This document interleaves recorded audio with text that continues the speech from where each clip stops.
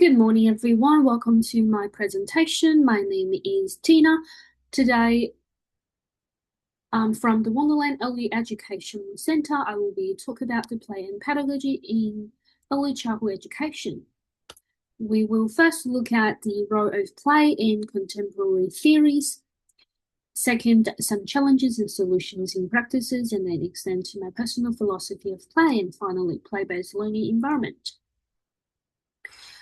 First, I'd like to begin by acknowledging the traditional owners of the Awabika land. I would also like to pay my respect to the elder past and present and extend my respect to the Aboriginal Australians who are present.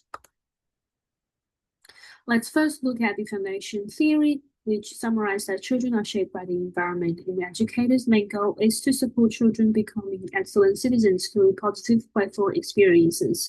Involves reputation, modeling, and reward. Play is a happy representation of non-activities, and children actively explore to build knowledge.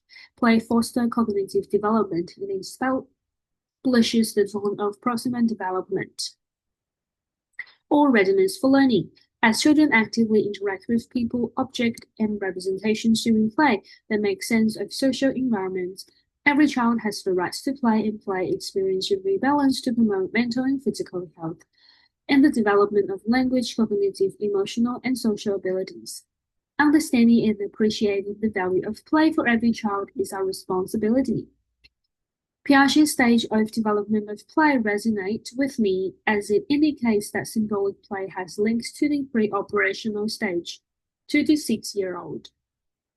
And this involves the use of mental representation to pretend that one object stands for another in play or take on a make-believe role in play.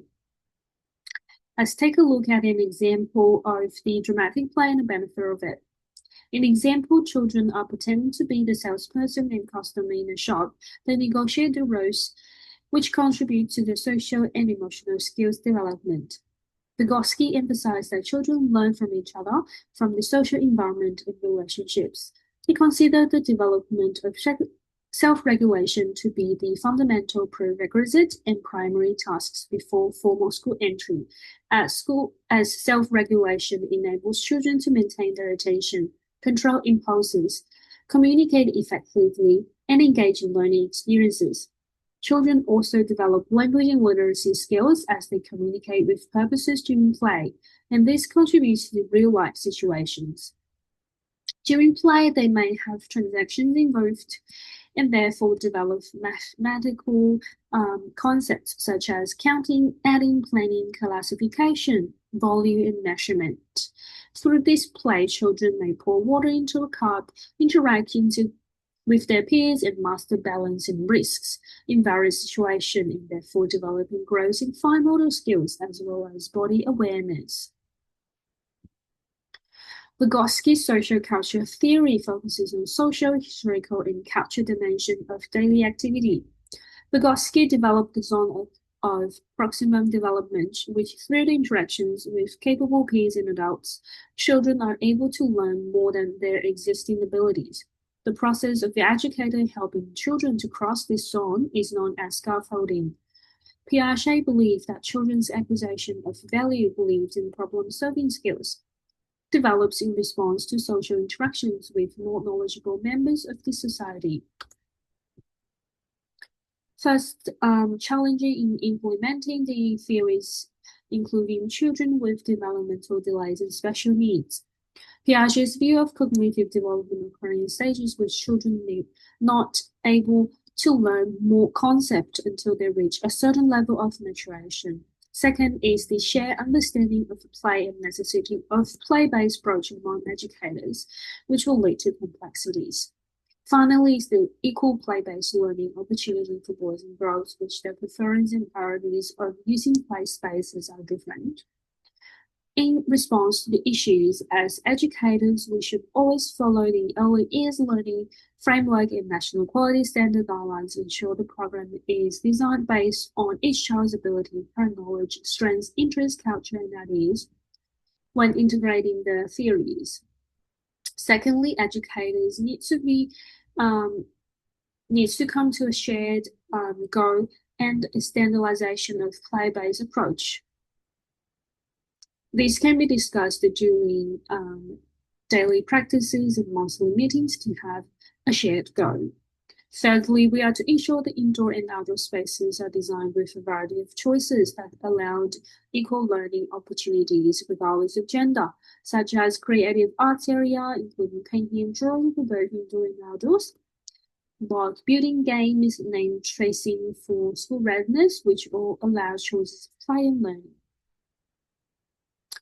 I believe play in early childhood is a vital period for all children's learning and development. Early childhood centers provide opportunities to maximize children's potential and develop success in lifelong learning. Inspired by Piaget's stage of development theory, I believe play sparks children's imagination and curiosity, and they enjoy exploring and are inspired to continue learning in play based on ability, interests, and needs. I recognize the importance of play-based learning grounded in Vygotsky's social culture theory that children learn from their interactions and experiences with peers and others. And I have an emphasis on scaffolding and learning, focusing on early language and literacy, numeracy, physical and social and emotional development. I also work in partnership with families to provide supportive and smooth transition for children's holistic development. Under the National Quality Standard, I ensure that both indoor and outdoor environments are appropriately designed to facilitate children's exploration and play-based learning. Let's take a look at this example when children and educators sit in a circle during the group time learning activity. This activity is playful, interacting, educators asking questions to challenge children's thinking and encourage sharing. Educators might mention the purpose of the play, such as we're going to talk about animals' names start with letter E.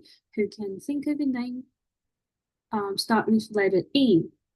And waiting for their responses, observe the process of the thinking and give verbal affirmation to encourage participation.